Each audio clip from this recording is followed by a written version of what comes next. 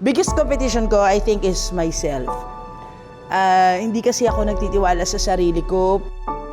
Hindi pa open nun na merong ganito kalaking singer sa Philippines. Hindi tanggap na may mataba.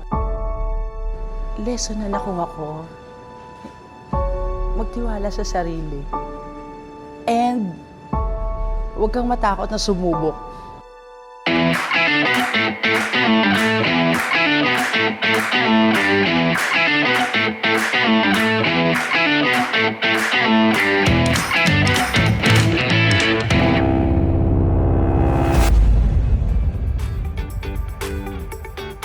Good morning, good afternoon, good evening to all our viewers from all over the world. We are here again for another episode of Ibulgarbo. What is up mga Abulgar? Today's episode will be one of my favorites dahil ang guest natin today ay isa sa aking mga paboritong singers. You've seen her in some of our favorite teleseries and variety shows. Mga Habulgar, please welcome Star in a Million Season 2 winner, Frenchie D. Hi, Frenchie! Hi, Tosh! Hi, Michelle! Welcome to our Hello. show. Thank you for having me. Finally, thank you. Thank you. I know super busy ka, pero let's start yung kwentuhan natin Sige, ngayon. Simulan natin. Sino ba si Frenchie before Star in a Million? Like, kasi ako, normally yung mga singers like, mahilig kasi talaga akong frustrated singer ako. Aha. So normally, pag nakikita ko yung mga sumasali sa contest, familiar faces. Like, kunyari nakita ko si Sarah sumali sa isang contest, nakita ko si Angeline sumali sa isang contest, bigla na siya manalo. When I saw Frenchie, hindi ko alam kung saan siya galing. Galing ako sa ano. Hindi. Bago ako sumali ng Star in a Million, banda ako. Vocalist ako ng banda. Tapos yung banda namin, 10 years na. Hindi ako masyado sumasali ng mga singing contest, yung mga amateur contest. Oh. Hindi, kasi takot ako sa competition. Takot akong matalo, gano'n. Paano? Paano ka nasali dito? Yung nanay ko, siya yung pilit ng pilit sa Okay. akin. Sige na nga, itry mo lang, wala namang mawawala. Subukan mo, ganyan-ganyan. Sabi ko, ayoko talaga kasi tuwing may tuwing may banda, naka-alternate kami, na sumasali sa singing contest, halimbawa sa TV, pinag-uusapan siya. Oo. Ay, yung sumali, natalo yan. Ganyan. So parang ako, ay shucks, nakakatakot pala na sumali sa isang singing contest, tapos pag-uusapan ka na, ay natalo siya. Ay, di siya magaling, mga ganun. Pero ayoko. ilang taon ka ba nung nag-start ka? 22. 22. Tapos yung nanay ko, siya yung pilit ng pilit, at saka yung best friend ko. Yung best friend ko, sige na, itry mo. Di, tinry ko nga. Tapos, nag-audition ako. Every Friday yon, natandaan ko. Sa audience entrance ng ABS-CBN. Tapos, ang nag-audition, 160 kami. Tapos, 3 lang kaming nakatatanggal. Naku, 3 lang kami. Yeah. Kaya grabe talaga yung audition master namin doon, si Katre Gonzaga. Katre, kung nanonood ka, walang yaka. Hindi, mahal ko yun. Mahal ko yung si Katre. Nakakatakot yung si Katre talaga. Pero ang galing ng tenga niya when it comes to music. Siya din ang audition master ng Star in a Million 1. Oh. Season 1, sila Eric, sila Shireen, siya din. Okay. Kaya grabe talaga yung tenga niya sa music. So rewind tayo, before ka sumali sa banda, nung bata ka pa lang, mahilig ka na kumanta? Oo, kasi sa pamilya namin, bukod sa mahilig kaming kumain, mahilig din kaming kumanta. So yung parents ko, yan, mahilig sila sa music. Tapos yung mga kapatid ko, magagaling sila kumanta. Aha. So sila yung nagturo sa akin, bunso ako eh. So sila nagturo sa akin kung paano pagkanta, paano pagtindig, paano pag-ano. Pero wala sa family mo ang sumali sa mga contest. Wala. Bakit ikaw yung pinush ng mom mo?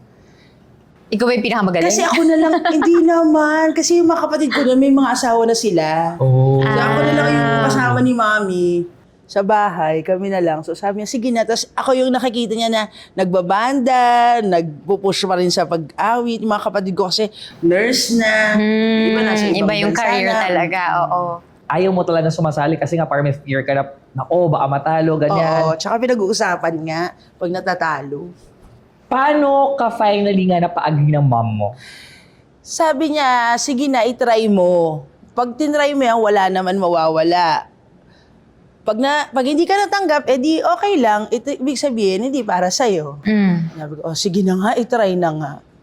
Di, yun na. Tapos nung mga ano na yun, every week kasi yung schedule ng audition. So, hindi katulad ngayon, di ba, na isang bukso lang, na ang dami-daming tao. Noon, every Friday yan. So Star in a Million Star in a agad. Million. Oh. How was your experience? Like, may mga naging struggles ka ba during that competition?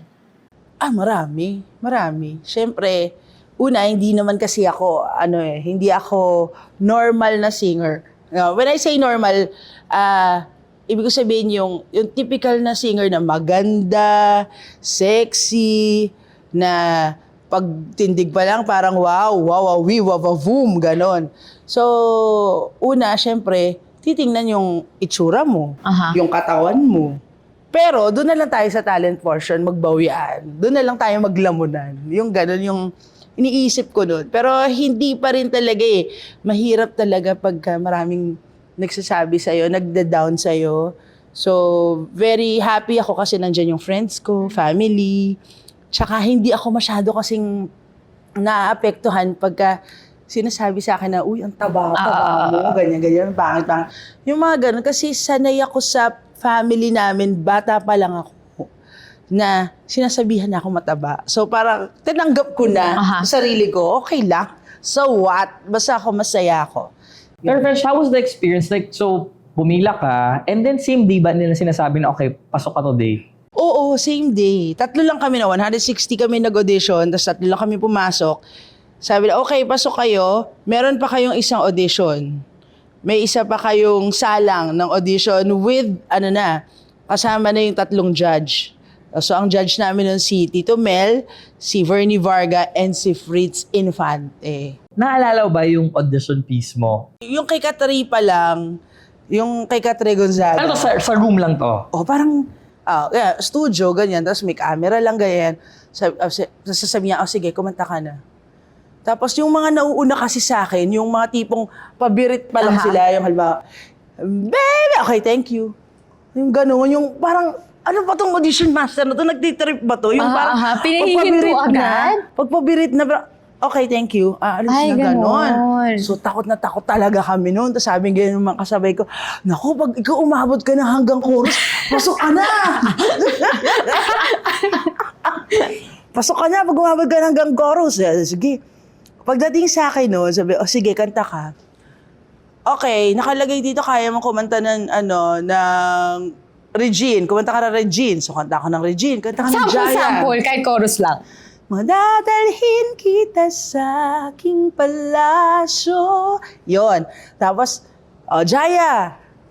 Kung yung mga ganon. Ginawa mo siya lahat, no? Sabi niya, kumanta ka ng Lani. Bukas na lang kita. Yung mga ganyan.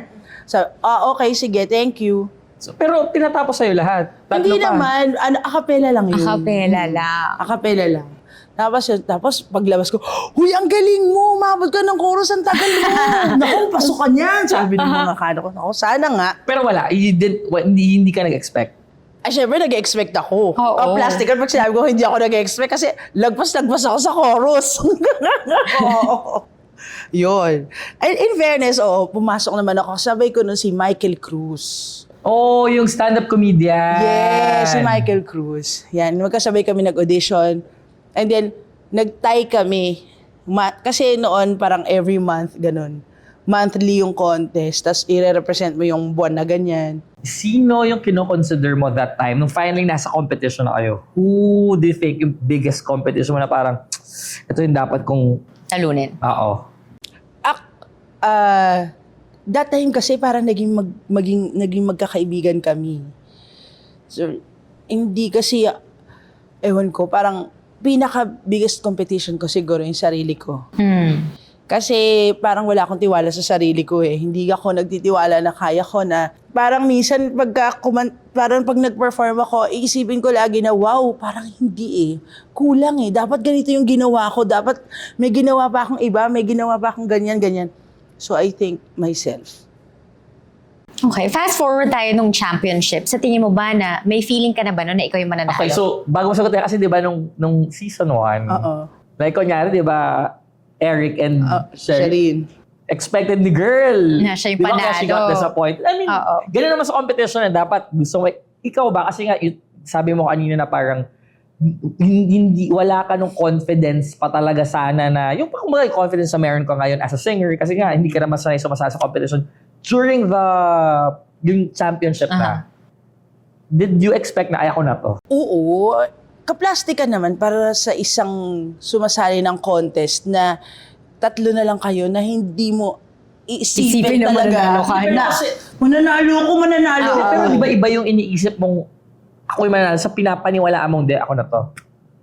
Yun eh. Parang paniniwalaan mo talaga, ima-manifest mo talaga na, shucks, ako na to.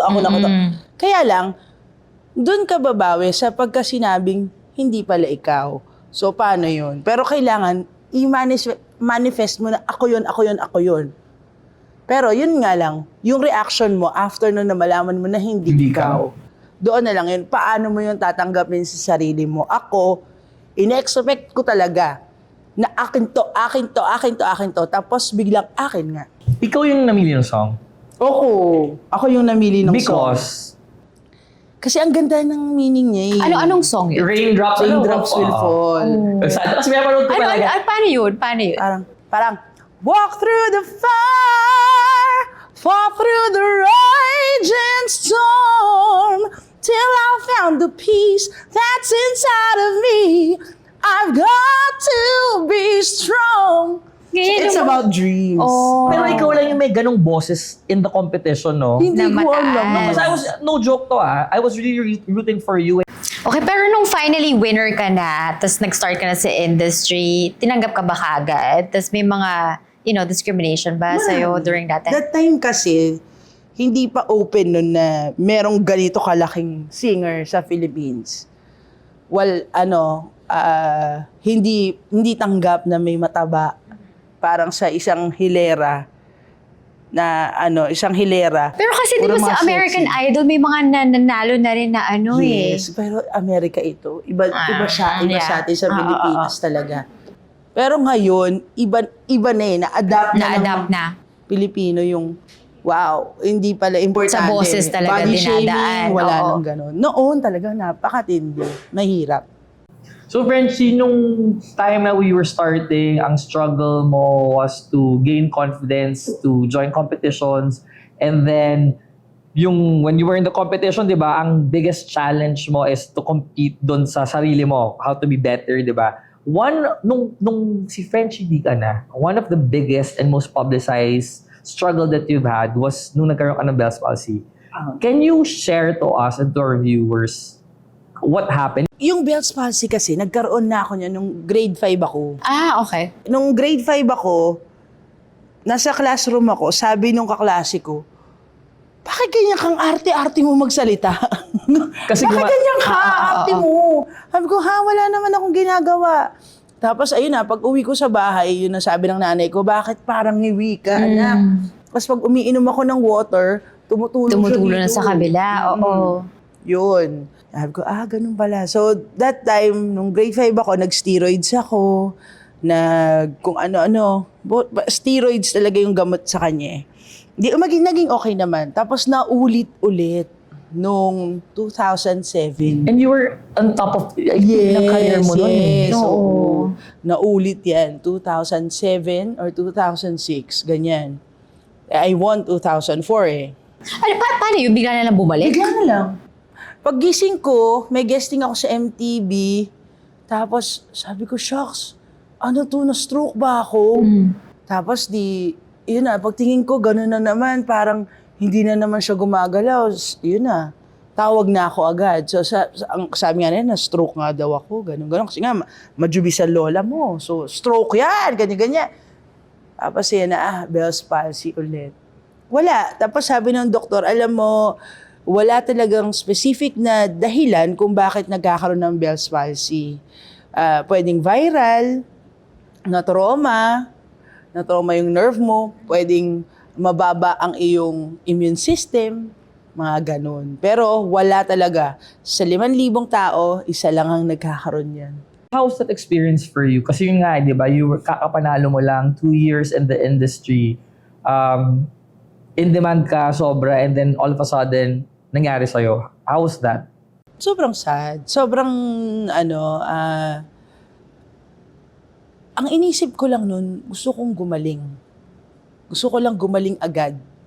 So, that time, 1 month bago gumalaw yung, konting-konting gumalaw yung mukha ko, yung face ko sa left. How long did it take? Yung 1 month na yon, konting-konti lang siya gumalaw. Tapos nagtuloy-tuloy na siya. Okay. Lumakas na siya ng lumakas. Hindi kasi ako nag-steroids noon. Nitong huli, hindi na ako nag-steroids.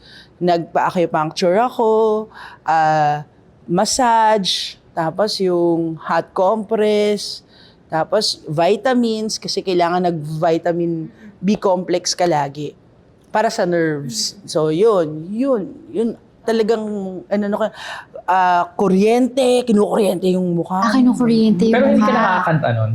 Nakakakanta ako. Noon nga nakakagulat, hindi na-affect yung voice ko. Yung voice. Nakakakanta ako, pero nakakatawa. Kasi nga Yung yung face. facial Kasi nga, expression. walang I facial remember, expression. hindi pa ako ganun kagaling. Tapos may show kami ni Eric, parang 2 months pa lang ako. Tapos kumakanta kami ni Eric. Tawa lang kami ng tawa. Hindi kami makakanta kasi nga natatawa kami sa isa't isa. Tawa siya na tawa sa akin. Wala. Pero hindi. Kasi pag masyado mong dinamdam yung problem, mas mahihirapan kang Oo, bumangon. mag-recover, oo. Nasa sayo din yan. Nasa sayo kung paano mo iaangat ulit yung sarili mo. Okay, bumaba ka. Eto ka, down na down ka ngayon. May sakit ka. Anong gagawin mo? Magdasal ka una. Siyempre, But if there's like one lesson that you've learned from that experience, ano yun? pamilya talaga. Pamilya. Tsaka Diyos. Ang hindi bibitaw sa'yo sa mga ganong sitwasyon sa buhay mo. Pero gusto ko like question, dun sa roller coaster fun ride from when you were in a band to joining Star in a Million to being one of the most in-demand singers to Grabe naman yun. being on TV. Ano yung pinaka-memorable, like kunyari if there's one thing na parang you can always be proud of na palagi mo ikukwento? Ako siguro yung pagkanta na yun yung gustong-gusto kong gawin. Tapos yun yung trabaho ko. Tapos yun yung kumikita ako dahil sa talent ko. Nasi-share ko yung boses ko. Minsan, pag nagpe-perform ako, may nagsasabi sa akin, uy, gumaan yung pakiramdam ko. Ang sama kasi ng loob ko kanina. Pero nung napanood kita, ang saya-saya ko na. Yung ganon, yung nakaka-inspire ako ng tao through my talent. Nice. Frenchie, you are now a mother of 3. Yes! Right? Yeah. So how did it change you? Being a wife and a mother, how did it change you? Ay ngayon, Diyos ko, napakalaki nagbago sa buhay ko. Siyempre, minsan hindi mo naisipin yung sarili mo. Isipin mo yung mga anak mo, kung ano yung kakainin nila. Yung future nila, lalo na sa akin, yung trabaho ko, hindi naman forever. So, kailangan, ngayon pa lang, habang kumikita ako, nag-i-impok na ako para pagdating nila ng college, meron akong pang tuition sa kanila. Meron ka ba sa mga anak mo sa tingin mo susunod sa footstep mo? Meron akong nakikita, pero ayoko naman i-force. Kung ano yung gusto nilang gawin, halimbawa kung gusto nila kumanta, go, supportahan ko sila. Kung ayaw nilang mag-artista, gusto nila mag-aral, go. Kung anong gusto nila, support ako. Frenchie, what's one lesson that you've learned sa journey mo as a singer na ina-apply mo pa rin until today? Ano ba? Siguro, lesson na nakuha ko, magtiwala sa sarili. And, huwag kang matakot na sumubok. Kasi hindi mo alam, kung hindi ko sinubukan na mag-audition sa Star in a Million, at hindi ko sinunod ang nanay Nanay mo. ko, wala sana ako ngayon. Sana nagbabanda-banda ako, nagkakanta-kanta lang ako sa bars, or ano, ganyan. Or, hindi ko alam kung anong buhay ko. Kaya dapat talaga susundin mo yung nanay mo dahil mother knows best. Any life advice na you wanna share sa mga gustong sumali sa mga singing contest, ganyan? Ang advice ko, syempre, never give up. Yun always. Never give up. Kung hindi ka nanalo ngayon, hindi mo araw ngayon. Malay mo, bukas, ikaw naman, di ba?